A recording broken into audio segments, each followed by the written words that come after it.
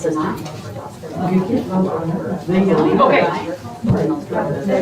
Okay. Thank you. Well, I was like, if that must be something she learned in middle school or high school. Counting. I know, I'm like 20 something. Yeah, Amber. Oh, I meant Tuesday.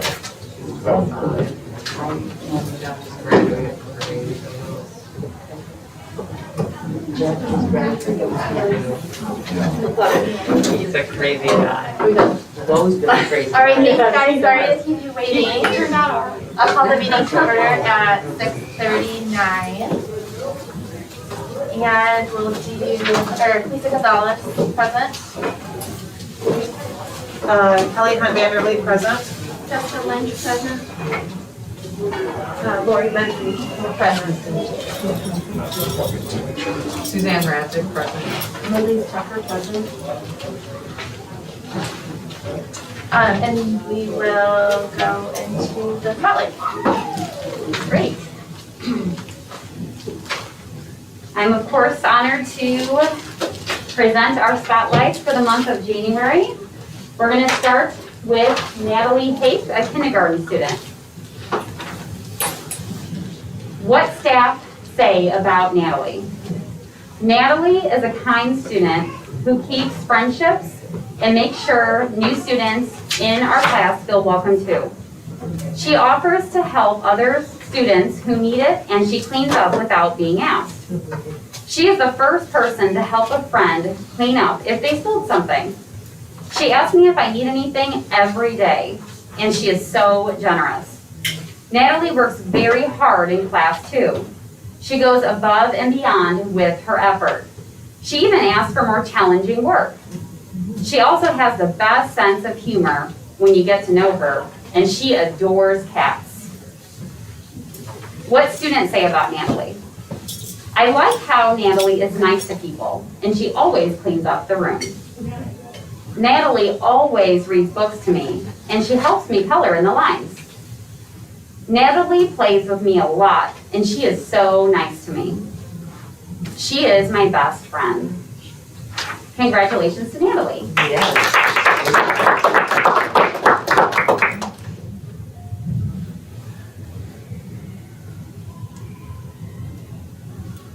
Next up, we have Nimrat Shahal, a second grade student.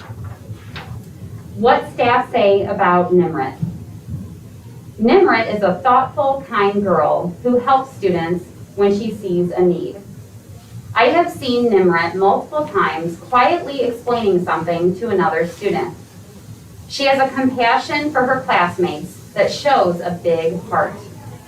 Once Nimrat came to me after lunch and told me a student didn't eat and she was concerned he would be hungry. Nimrat is an intelligent, well-rounded girl who loves her family. Taekwondo martial arts, ice skating, dancing, and learning. What students say about Nimrat? Nimrat is a kind person and a really good friend. She knows about so many things. She is fun to play with, and she has pretty hair. Congratulations to Nimrat.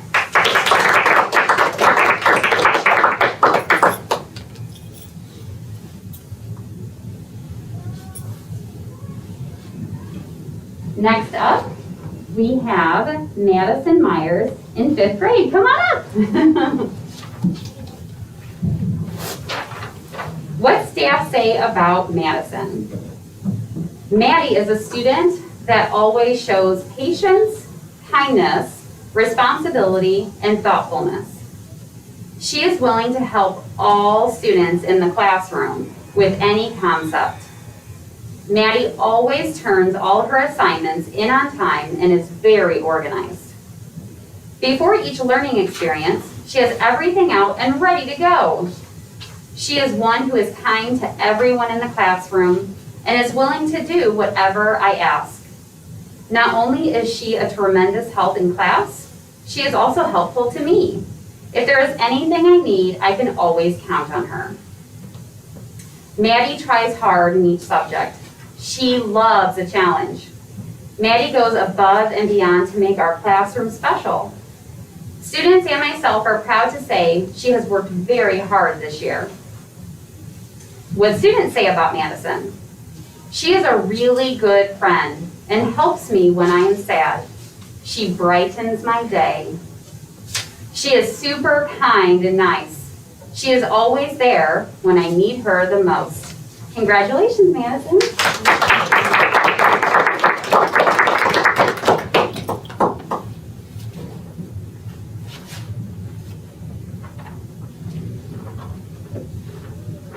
So those were our student spotlights, and now we're going to move on to our volunteer spotlight. And our volunteer for this month is Mrs. Shannon Molden. She's the parent of Bryce in 4th grade. What PAC says about Mrs. Molden. Shannon brings more than just a willingness to volunteer. She stepped up as a room liaison and has done a remarkable job. She shows up regularly and always with a smile. She's been a dependable asset to not only PAC, but to Mrs. Taylor's classroom throughout the year. She brings her sense of humor with her, which makes it really fun to volunteer alongside of her. We're always being asked to pay attention to this and that in life, so I'm beyond thankful that Shannon has made the decision to share her attention and copy talents with us at Discovery. If you walk by the copy machine on Thursdays, you will get a smile from Shannon, as she is copying for 4th grade. Shannon signed up to do copies all year for 4th grade at the beginning of the year and has done them every week, making life for the 4th grade teachers a little bit easier. Shannon also has volunteered for help at parties. When we recently went to Red, Shannon reached out asking if she could help staff by doing copies for all grades and didn't even think twice about it. Shannon's smile and all-in attitude is a blessing to Discovery. She is truly what gives Discovery the family feel. Thank you, Shannon, for all you do in shining your light at Discovery. Thank you, Shannon.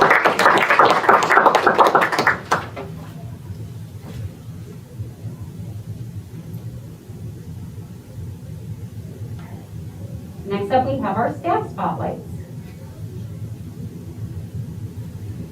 First up, we have Mrs. Jennifer Frankowski, our technology teacher, and it is her 11th year at Discovery.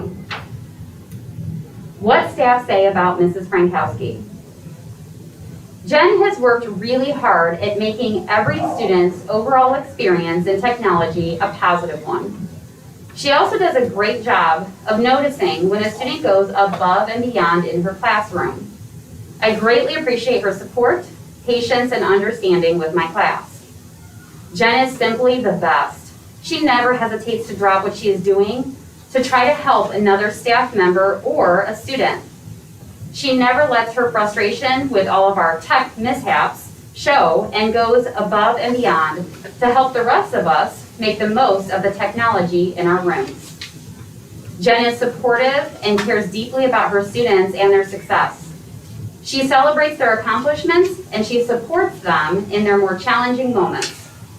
Jen is always looking for new and exciting ways to engage her students and always shares her exciting finds with teachers so that we can gain from her experience. Jen is one of the most dedicated educators I know, and we are lucky to have her on our team. What students say about Mrs. Frankowski? She makes typing fun. She plays music while we work. She persuades you to do good things. Technology is so fun when Mrs. Frankowski plays games with us. Congratulations to Mrs. Frankowski.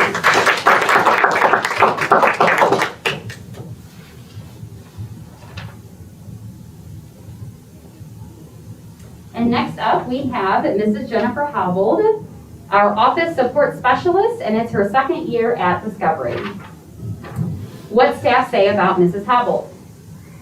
Jen is always willing to lend a helping hand. She's incredibly kind and she has a positive attitude. Jen has come to my rescue on numerous occasions when I've had technology issues. She's covered my classroom when I've had to use the restroom. She is full of fabulous, fun ideas, and she makes the best staff videos. Jen goes above and beyond for our entire Discovery community, and we're so lucky to have her as part of our team.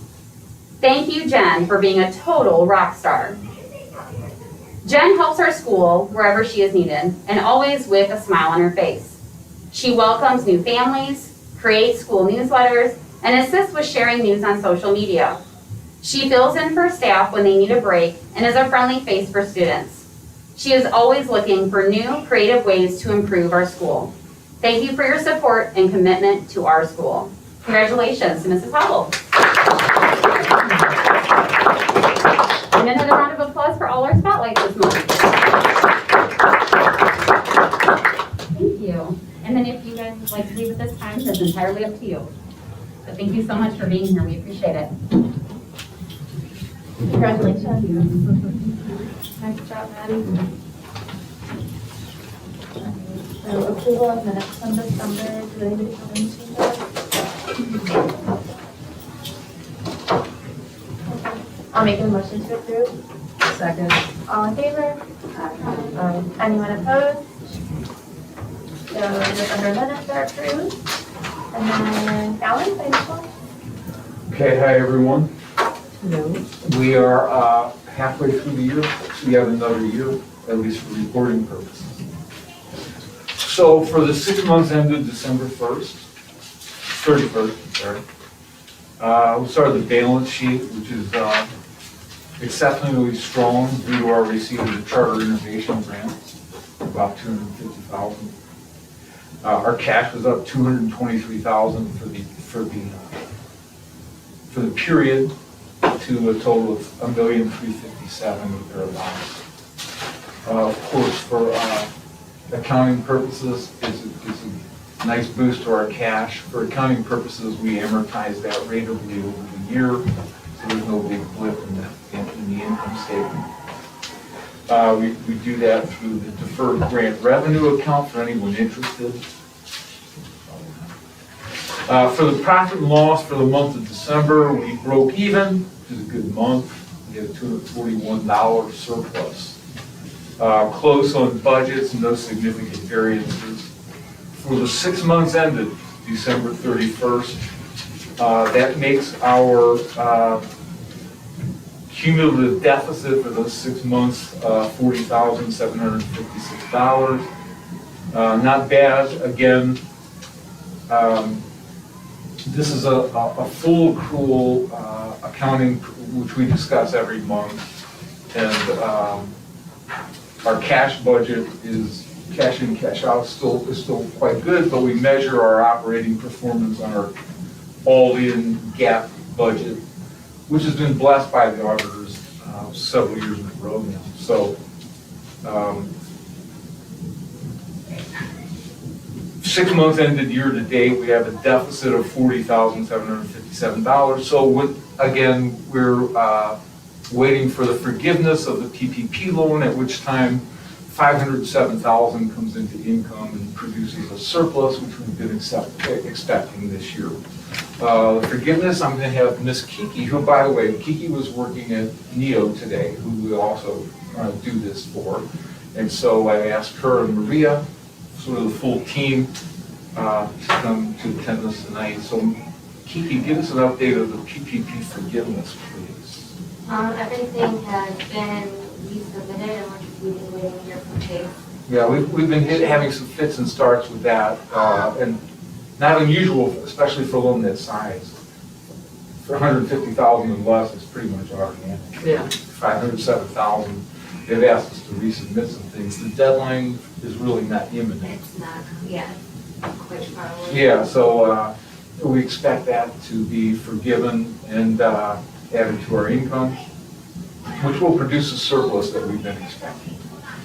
And so budget to actual for the 6 months, very close to where we should be.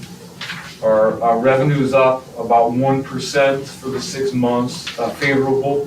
Our expenses are unfavorable, another 1%. So it's very, very narrow variance for the 6 months ended December 31st. We're right about where we should be. So that's it. That's it on the payables. Any questions or anything like that? I think you said we got the ERTC. Okay, the ERTC is still in my We're waiting head. on the IRS. So everything's been submitted for all Oh, I thought, okay. quarters. You're still waiting for it in the bank. Well, yeah. Yeah, we gotta receive the check. I got a notification on the ERTC that, from the, our facilitators, right? That said we were gonna get it, and that was just before Christmas. Yeah. And they mentioned, oh, by the way, we want our cut right away. We Yeah. got it. Mhm. And so we began to think how we're gonna get it. We verified it was gonna come by check, and it hasn't come yet. That's a Yeah, month I'm a ago. little surprised That's a month ago. that you Yeah. got the notification. Well, So I spoke with Cliff last week and he said they followed up and it's just a waiting game. Yeah, it is a waiting. So, but everything's been submitted. you got And all that? then, No. Still waiting. I got like two, there's one still on the hopper and I have to file. You and got then, so he had asked about, What's that? You got notified that it was, I got notified for the third quarter of 2020, you'll be receiving a check. And then it came, Third quarter of 2020. when I came, yeah, but I didn't get that till like maybe 2 months ago. Okay. And they said you'll be getting a check with soon, and then it never was. So did you get a letter saying it's coming? That's, because once they send a letter, they usually give, that's how it's happened for me. We didn't get it, and maybe Yeah. the, you didn't receive anything, I No, so followed it. that's probably not, it's still waiting. None of the clients that we worked with, Cliff, have received that payment yet, so Yeah. I think it really is just a waiting It is. game. And then he's also doing, we're getting him information for Q4, even though it's still kind of up in the air if they're going to approve another round of ERTC. Yeah, I've got to get all. But he's gonna be able to get a jump on that in case they do. So hopefully, Yeah, it's a lot of waiting. Did get someone on the phone at the IRS several months ago, and I was able to confirm they had it assigned. It's fortunate to get anybody on the phone. Yeah, oh, no, I know, I said, Yes. I actually made a comment and laughed, was like, oh, it's the person, and he didn't laugh. I'm like, oh my God, somebody answered the phone, and he's like, No, they- yeah. I was like, woo!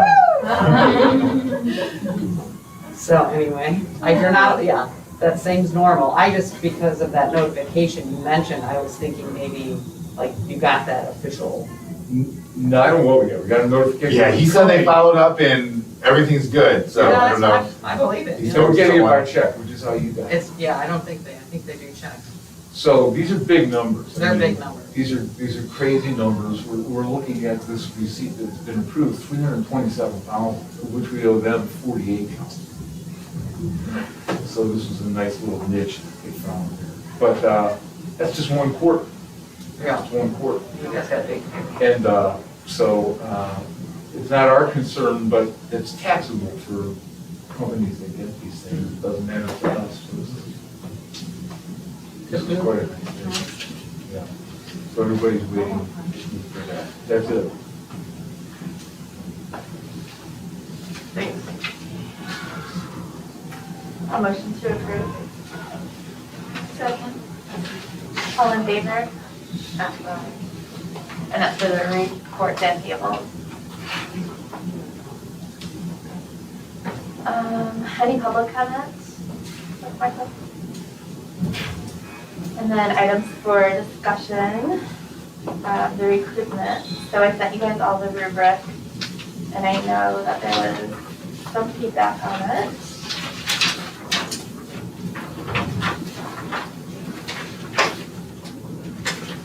I know we wanted to kind of work through the wording on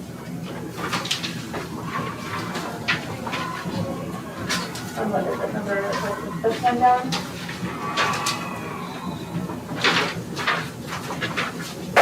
Sustainability or? The one with the. Oh.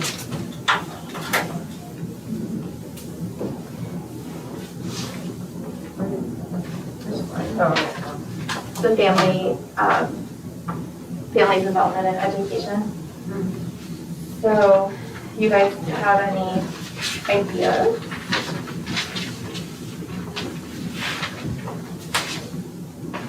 And then I know that there was some feedback on, I think it was you, Kelly, that said that you thought maybe that was backwards. Like I having, understand now, but yeah.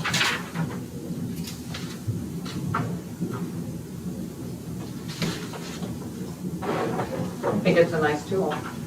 did we want to change that one that has like the word fields in it to something else? Yeah, I think I like Ernesto's comments Oh, about it. what did you say, Ernesto? I think mine was more directed at the question, Yeah. not the rubric, but Yeah. the word feelings, feels still kind of carries over. What about just using the word agrees? Use what? Agrees? Or what are your thoughts on, or that? Right. Absolutely. I think I suggested the role. Oh, right, Oh. yeah, what is the role? I like how you worded it, however you did that in your comment. It's really small, sorry. And then the It's questions, pretty small, I'm not even gonna try. the questions that I put on there weren't like the set in stone, it was just kind of ideas to get us thinking. And then before we do interviews, we can maybe talk about what each of us is going to ask the candidate. And then we can kind of clarify the wording of the questions at that point. Good idea. So we can change that. So candidate, what'd you say? There's more of these ones down here, the questions, right? No. So, Oh yeah, those are the questions that we're talking about. yeah, but So are the questions just more for us to get our juices? Yeah, so we'll Or ask so it's that. not anything that's written in stone, the rubric. The rubric is what we'll use. Right, so this is just to get us kind of thinking about what we want to say. Well, and once you have your questions, it should be the same questions for every candidate, Oh, for sure. because you went the standard. For this time around, but not They made necessarily the twice. questions. Exactly. That's what I was saying, so it may be that as we gather everything, the question may change depending on the group of candidates that we have. Right, the question. And even the rubric, I feel like we can change a little bit to kind of be more specific. Like this time, we're kind of not really wanting a parent ideally, maybe. Yeah, But in the future, we can kind of change it so if that is a need. And not to say that we don't necessarily want a parent, but we're kind of heavy on the parent side. Well, and I think the comment was brought up about specifying law expertise, and maybe it is better suited to just make that column like meets board current needs, whatever those current needs are at that time. You that makes sense. I like that, yeah. What, that, like, currently we said law expertise, right? Right. But if you want to make this more universal, you just say needs current board needs, Later on. or something like that. Okay, so I can redo that. And change the definition with that. And then change the fields to agrees or disagrees. And then, anything else? All right, so if you guys feel like this is a good tool to use, then we can schedule interviews before the next board meeting. So do you think we can make it plan around 5:30? oh, right, like before. Start at 5:30, yeah. Well, technically it'd be part of the board meeting, you said it'd be in the board meeting. Yeah, we'll do early though. Yeah, that's fine. Do you have candidates? We have 3, we have 4. Good, great. And then we'll just interview all the candidates. It won't be a special meeting, it'll just. It'll be part of the Yeah. board. so they will all be here at the same time? Yeah, I mean, yes, they could sit in, or they could just come. We'd have to stagger them, like 5:30, 5:40. I mean, it's part of the meeting, so they could just, You may enter, it's part of the meeting. yeah, So they will be able to see what other people answered? right? Very advantageous to go last. Or we could maybe. I know when Lori and I did ask it, it was like, it was staggered. Yeah. So you didn't see do the it- answers? We didn't do them in open meetings, so, and now they have to be in open meetings. We have to do it in an open meeting. And we did it in special meetings before. Well, I could see it being an open meeting for, not the candidates, but for, parents or. But even the candidates, I mean, they could watch it on Zoom, right? Because if it's an open meeting, it's live regardless. We can just,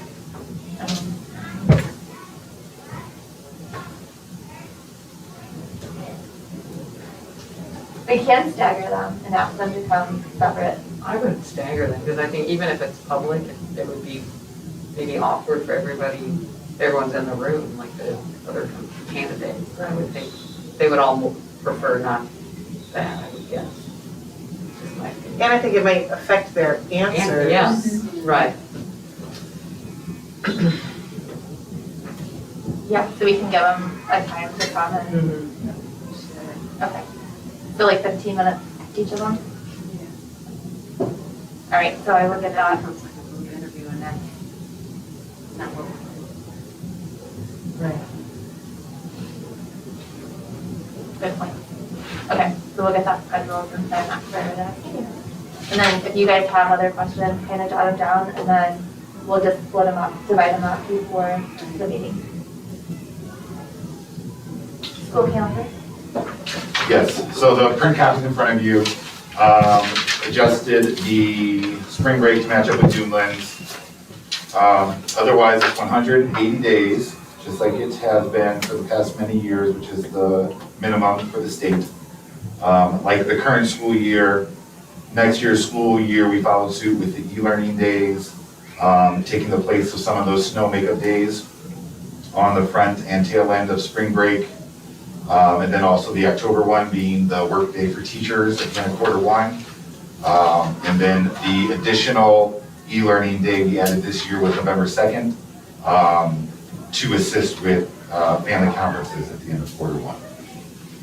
Otherwise, the standard, or the calendar is basically very much like this year's. So if there's any other questions. What did you guys think about what Julie had asked? She was wondering if the e-learning day in November could be moved to the 1st. So that, we did talk about it, but then that would mean that all the teachers would be spending Halloween night preparing for conferences the next day. And if they have families or have plans on Halloween, then maybe they wouldn't have that opportunity to participate and enjoy. So, that's what we got.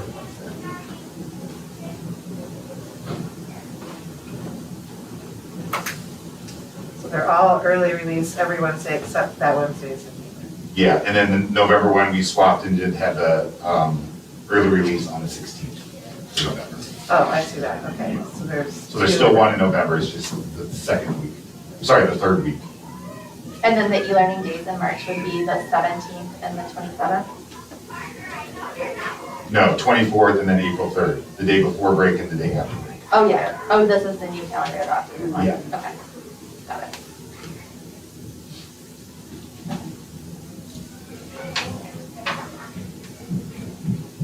Any discussion? I just think people just have to get used to the e-learning thing. I think it's a good tool to be used. I mean, I think Julie was saying she thought it was a lot. But that's what the state allows, right? The state has walked back any requirements on their part? Oh, really? Yeah, So you have a lot. well, like with many things, they Yeah. came out hard and then pulled back when it came to kind of the. Okay. But Ball State is fine with how we approached this last year, so that's really who we kind of report on these things to. I think it's evenly scattered. I don't think it's too much. It's really great for teachers to come together. It's really hard to have, as a K-8 school, it's hard to get everybody together to talk about planning, working on curriculum maps. It's been very advantageous for staff. So I really hope that we can continue having them. Would Wednesday still be, first Wednesday still be early release days? And those are the ones highlighted in orange, with the exception of November. So that We're turns just gonna into. throw everyone, so we'll have to make sure we announce it 15 times. It's a good one. Because otherwise it's easy to remember, it's the first Wednesday, but that one's. Because the e-learnings are not easy to remember, they're all over the place, not a Friday or a Monday, they're Fridays or Mondays. So we'll vote on it at the next meeting. It's up to you, it's up to the board. I mean, it's not a policy, so I know the recommendation is always anything that's a policy be carried over to 2 meetings. So, You guys want to vote on that now, or are you guys comfortable with it? Okay. Oh, yeah. So motion to approve the 22-23 calendar. Second. All in favor? Anyone opposed? Okay, calendar is approved. Yay. Plenty of you them. Yeah. Was it my lease who seconded? Yeah. And then COVID response time. Yeah, so as we shared at the end of break, the CDC and the state changed the guidance and recommendations for quarantine from 10 days to 5 days, citing that the transmission rate on days 6 and beyond has decreased steadily, and even with the Omicron, they're showing higher transmission even a couple days before symptoms are even starting. So the transmission is occurring more on the front end than on the back end. So we wanted to wait because we never like to jump into decisions and see kind of what happened these first few weeks back after break. We've not seen an increase in transmission at the school. Yes, we've seen an increase in cases, but if you look at where those numbers are, the majority of them are other, meaning they occurred outside the school setting, didn't require any contact tracing because they were not present during that symptomatic period. So we discussed at the school level, we are all comfortable switching to the 5 days as the CDC and the state recommends, which would mean that positive for COVID-19 isolation is the term there. So individuals with a confirmed case of COVID-19 must isolate for at least 5 days, may return when fever-free for 24 hours without medication and see an improvement in other symptoms. Isolation day 0 begins on the first day of the symptoms or the positive test when symptomatic. Or, Or the positive test if symptomatic. Close contact quarantine, so if a student is vaccinated or an individual is vaccinated, there's still no need to quarantine unless they become symptomatic. Then they stay home and have to get tested. Unvaccinated close contact quarantine, the individual would stay home for 5 days. If they develop symptoms, then they would get a test. The exception being if masks were worn the entire time during close contact, there's no need to quarantine unless symptoms developed. If your child tested positive for COVID-19 in the last 90 days and the school received a copy of the results, then there's no need to quarantine unless symptoms develop. And then asymptomatic close contacts may return on day 6. Testing recommended on day 5, but not required for a return. And then household close contacts, continual exposure to a household member who tests positive will result in a longer quarantine. So again, that would be based on the last contact of that household member. And again, depending on the household situation, that could end up in a longer quarantine. And of course, NurseBird is always available by those specific dates for families. So there's a lot of, we're still in a situation where there's no perfect answer. right, It's just trying to figure out what the best answer for our situation is. So pros and cons both ways. Obviously the pros, we get to bring kids back into the building and not have them out so long. But the cons being, there's still some uncertainty out there. But Lori, I'm sorry, go ahead. I was just trying to think through, so especially since every household can have their own kids, would that be suffice to having a? It has to be a lab tested Wouldn't be a lab. test result. Yeah. Just because of the margin of error, and then even at the state webinar, they said that the rapid tests are less sensitive to the Omicron variant also. But the only time that they need a test is just that initial positive, right? We aren't requiring any tests. The only situation that requires a test is if someone's vaccinated and becomes symptomatic. To Not show that vaccinated. their symptoms aren't necessarily because of COVID. It might just be a normal cold. Oh, okay. So I know the idea was tossed around is should we require tests Right. on day 5? Sure, and that's, it's a decision that has to be made. There's still delay in testing. I know it was mentioned that families could schedule ahead of time if that's what they wanted to take advantage of. I'm concerned with just letting kids come back on day 6 for a couple of reasons.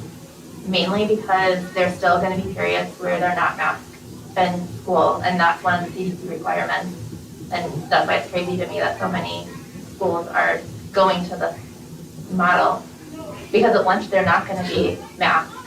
And then also, I know some of the classes are having masks, the same thing, they're not gonna be masked during that time.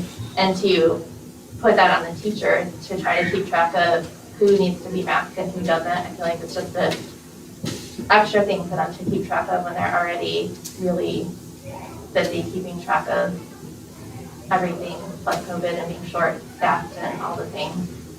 And then it also concerns me because the CDC does say for people that aren't vaccinated that it's highly recommended to get a test before they come back. And it's not required, so I feel like it's something that a lot of people are kind of glossing over. But a lot of people are positive and don't have symptoms. So I feel like what we're doing, like our transmission rate is low and it's not ideal, because the whole situation's not ideal. And to change it with these factors that the CDC is highly recommending at a time when the transmission in the state is so high, is just concerning. Yeah, and maybe it's something we decide on once we're out of red. The whole state's red now, you know, Yes, so it it's is. I like, saw that today. They updated today's very quickly, although in all the previous weeks, it's always been like 3 or 4 in the afternoon. they knew. It was easy to calculate. Well, it's a good thing that we didn't get quarantined like we did at my school. The day after we came back, we had to quarantine for 2 weeks. Everybody, yeah, because our numbers in Calumet City, Lansing, they went up so greatly.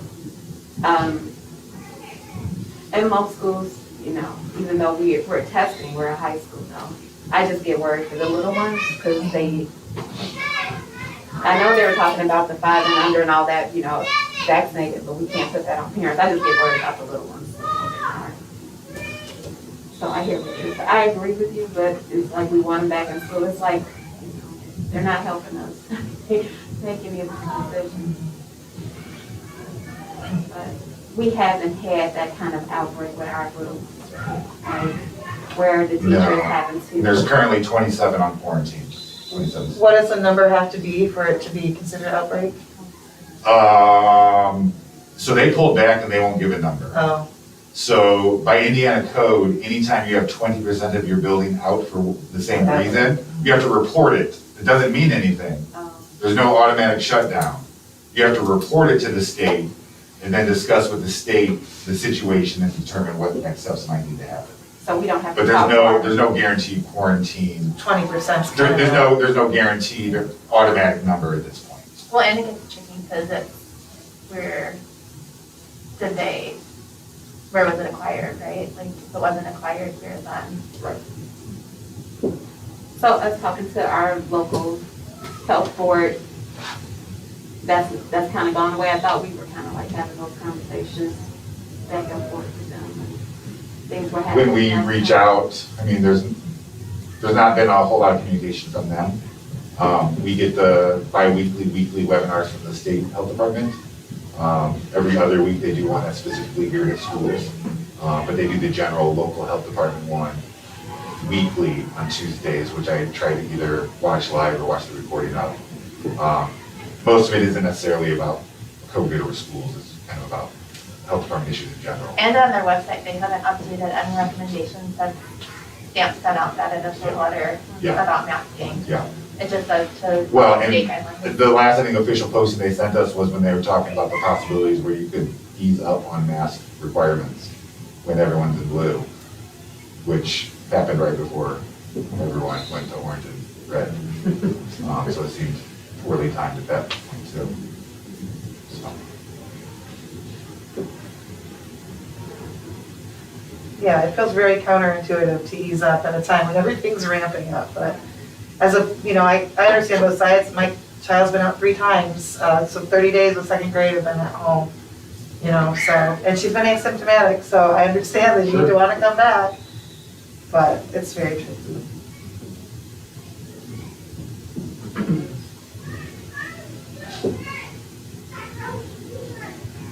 Is there a way to require a test on day 6 if people want to send their kids back? And then if not, then they just quarantine the 10 days like it is now? And that would just be for I think it becomes exposure. another factor that has to be monitored, right? Yeah, So, and waiting for tests, you'll end up being 10 days, kind of challenging. I don't know, my opinion, I guess, would be that we I'm in favor of the kids in school in general, and depending on what you're hearing around, I guess, and keeping track of the transmissions here are low, but I get the other side too. It's hard to make the call. But It is, and with anything, I mean, Nurseburg gets pushback from some families are understanding. everybody's got a different. But, I mean, again, for majority of these, we're talking about kind of that unvaccinated situation too. Yeah, So there's lots of layers here, there are. which is why we felt it important to kind of discuss and at least throw it out there and see Are where we- we land. Are we doing, is vaccinated, do they have to have the boosters if it's been over, if they can get? Depending on the dates, yeah. So you can come, I want to just understand. If you've been exposed or if you test positive, it's the same for the 5-day rule if you're asymptomatic. So even if you have COVID, tested positive, but you're asymptomatic, you can come back in 5 days, same as if you Because were just they're saying exposed. after that It's being 5th treated day, the same. the But you're supposed to transmission mask. has decreased, And yes, then still wearing masks masks. is 5 days. Or if you still have have symptoms. Yeah, and we are requiring masks everywhere, obviously, but again, the question becomes, obviously, lunchroom. Because when there's 27 extra students, that becomes a challenge to try to separate them, right? Right. And then snacks, so some grade levels do snacks, some don't. They pod together, just like they would in the lunchroom, so they're by the same students. Because if they're eating if we're eating together in the lunchroom, it's not much different if we're eating our snack together in the classroom. Some grade levels are choosing not to, but we're leaving that up to the grade level to decide because we don't want to force or take that away for classrooms and grade levels that are comfortable doing that. And of course, that was easier when the weather was nice and they could take it outside.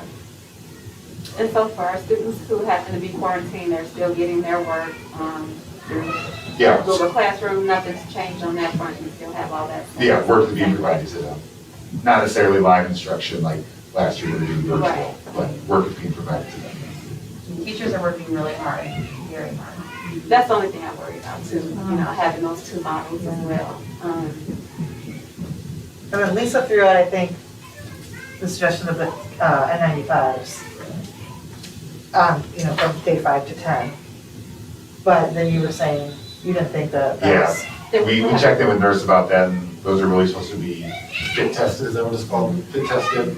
And she's not even aware of if they make them in the child size. Well, they do, and the CDC is recommending them even not fit tested. They are supposed to be fit tested at the hospital, but that is what they're recommending for, as the best mask for people to wear in general. But then that's another one, so we have to have someone in the classroom checking to make sure they're wearing the right mask and checking them at the door to make sure they're coming in with the right mask. kind of thing. Are staff in favor of this? Oh, yeah. Are you in favor of this? In favor of bringing the kids back to the building, I mean, this new policy. the 5 day? We're comfortable with that. Yeah, I'll say, we've been using it in our work, and it's been fun. yeah. And for a while, there was quite a long while where we weren't wearing masks until the numbers got really high. So even without people wearing masks, nobody within our, staff got sick from somebody else. You see what I'm saying? Does that make sense? So, and the symptoms, if they're lasting for 3 days, maybe, once the symptoms start to be really sick. This is just what I've seen. Yeah, I guess from my perspective, I would rely on and trust you guys' judgment, knowing the situation here all the time. So I would vote the way you're comfortable. That's my opinion. Well, and the situation changes, right? So, this can change too Yeah, in a month or whatever, so. Did you want to wait until we came out of the red, or were you? I would be fine waiting until we come out of the red. I think I would feel more comfortable if we Yeah. did that. I don't think I would vote. Seems I wouldn't vote to change it at this point personally. Especially our numbers doesn't Yeah. 24 hours, so. And that gives people a little bit of time and more of a reason than just, okay, we're doing it, once we're out of the red. I would also probably say out of the red for a couple of weeks, and because, things can fluctuate too, so. If that's where everyone's comfortable, I would say, once we're out of the red for the second consecutive week, we can put that into place. I feel like our goal's always been the safest policy, and we've always been more conservative when it's come to the COVID plans, and I think that it would just be smart to continue that, especially because we're at this, like, it's worse than it's ever been at this point. Yeah. Well, and their anticipation is that this week is the peak. Based on what they've seen in Europe. Illinois is never been down. Everybody just breathe all over everybody else and get over it. Right? Until the next variant. Yeah. So do you want us to vote to change it? Switch to the 5-day quarantine guidance as outlined by CDC, After 2 weeks of once we've been being out in of, quarantine? once we've been out of red for 2 weeks. I'll make that motion. I'll second. All in favor? Aye. Anyone opposed? All right, the motion approved to go to the 5-day quarantine once we've been out of red for 2 weeks. All right, no matters for approval, full report. Enrollment, 527. So the second count is coming up here. So we are hopefully going to sustain and be above our initial target for the year, 525. So 527 is where we're currently at. And we have As 3 applications right now. 3 applications. Yes, so these numbers were based on Friday. So there could be some variation between then and today. That's the first time I can remember that we'll be higher in February than we were in September. Yes. That's very Yes. good. Yeah, we've seen a lot of activity this year since fall count. So not just, I mean, we've seen people go, but we've also seen lots of people in. We've had a lot more tours than we've ever had and a lot more interest in, like when we did the kindergarten night. So I think we're maybe on a good path with some of the marketing and the outreach paths that we've taken this year. So it's good. Kindergarten applications for next year's kindergarten class, the upcoming lottery. As of the 12th, we had 59. That date a year ago, we only had 42. So 17 more than the previous year at that point in time. Facilities, so Sun funded.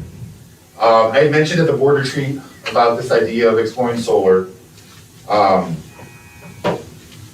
So I had a introductory call with Sun Funded. It's an organization, their whole aim is to bring solar to schools. They don't do anything with any other area of the world, only schools. They don't do residential, they don't do traditional business, only schools. And so I spoke with them, and so there's a couple things that would be in our way for solar regardless. If we went with Sun Funded or if we went some other path. Net metering is set to expire on July 1, 2022. Net metering is what sets the amount of solar that can exist in a certain area. And so if it's not extended in legislature, then it kind of comes to a crashing end. And at that point, it sounds like all of the utilities will then increase their solar output and then use that to make money out of it. So people that have solar, does that affect them? Like, No, because then you're grandfathered in if you already have it. So if we already had it. If you already had it, you're fine. So that's one piece.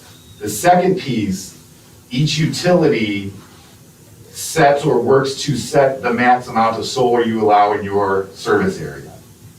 NIPSCO is currently tapped out. So no new solar can currently go into NIPSCO service area unless net metering and the rest of that changes. So Sun Funded is an organization, they work with schools, and essentially what happens is they raise investors, they pay for the solar to be located at your school, which means long-term, you don't pay for the equipment, you don't pay for the maintenance or the upkeep. The benefit you get as a school is that you use the solar that is generated on your school grounds, which offsets your NIPSCO bill. So essentially what happens is if a school was to be using sun-funded solar, it's called solar as a service, you're getting then 2 energy bills each month. You have your normal NIPSCO bill, but it's gonna be a lessened amount because you're now using SAAS, solar as a service, energy as well. You're also paying a sun-funded bill. But combined, those 2 bills are less than what you were just paying in normal NIPSCO. And then they extrapolate it over the 25 years, and you're locked into estimated guaranteed savings over those 25 years. So that way, budget-wise, you can predict kind of what you would be spending on energy over those 25 years. There's also a benefit possibility of taking a cash advance at the beginning of this process, where they would look at what your estimated savings are over those 25 years, and you could get a cash payout at the beginning for $50,000 or $25,000 or whatever it is that kind of your site would generate based on the numbers. They also have a solar education component, which is made available to schools for teachers to use in the buildings. So it's a great opportunity. NEO uses it. But timing-wise, there's no guarantee. And like I said, there's no guarantee if we wanted to explore solar on our own.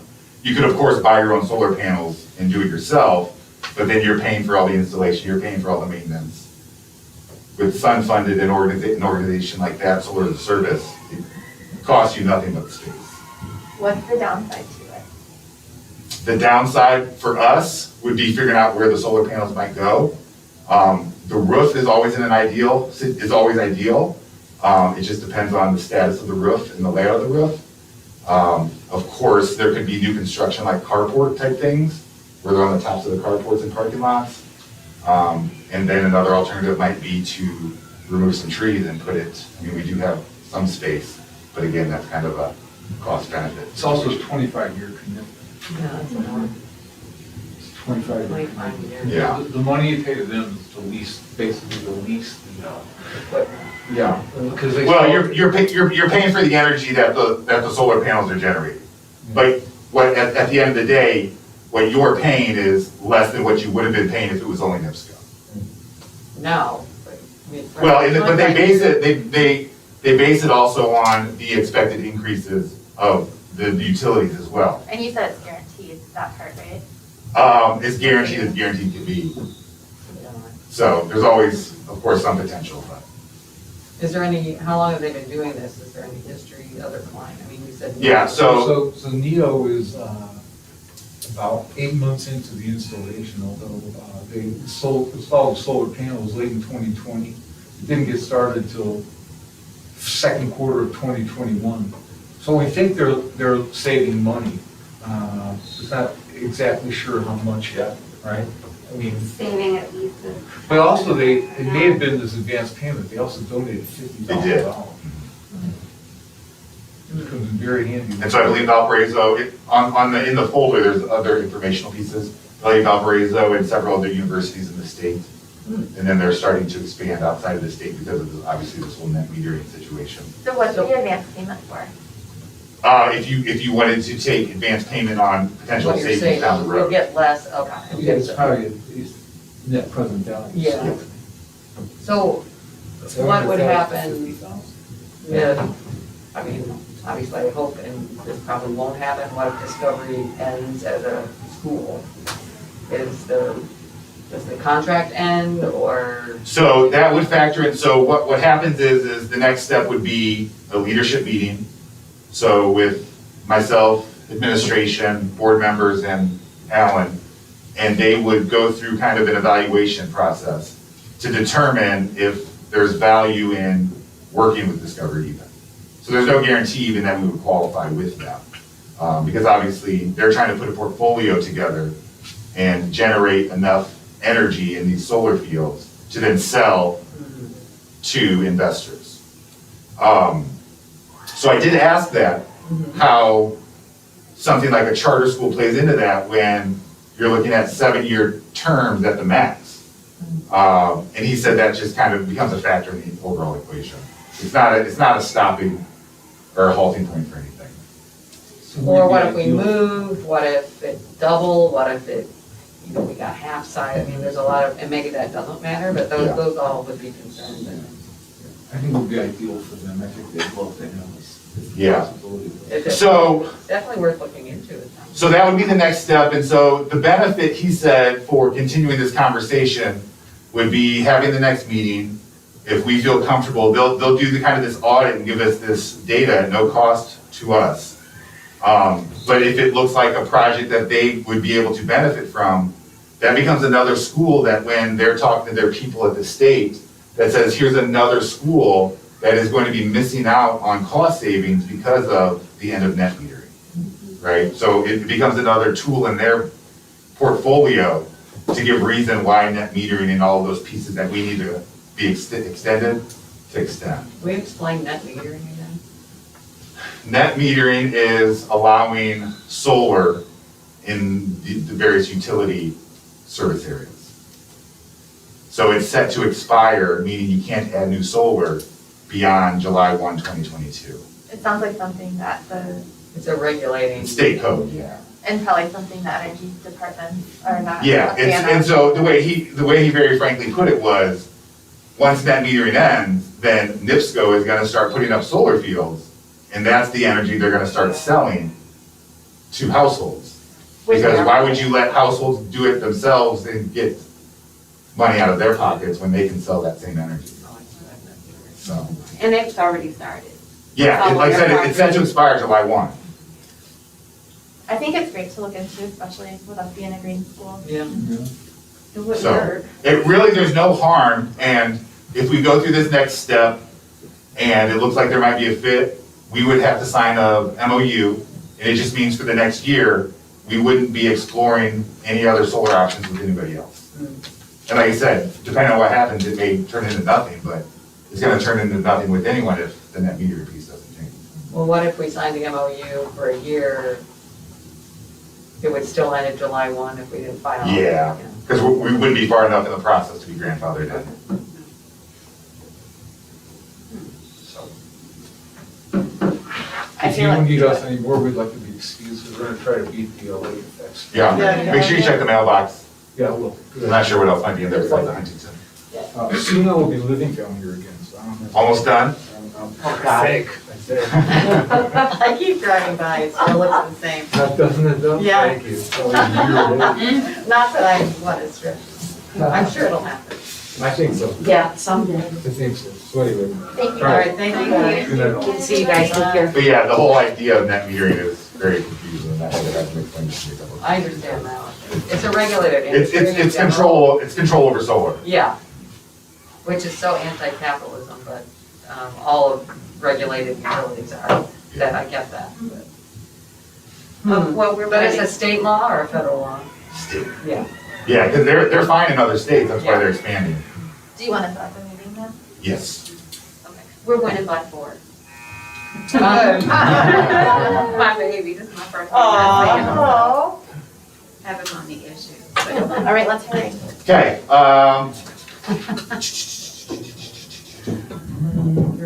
we signed the Comcast for 500, so we've begun that process. I got a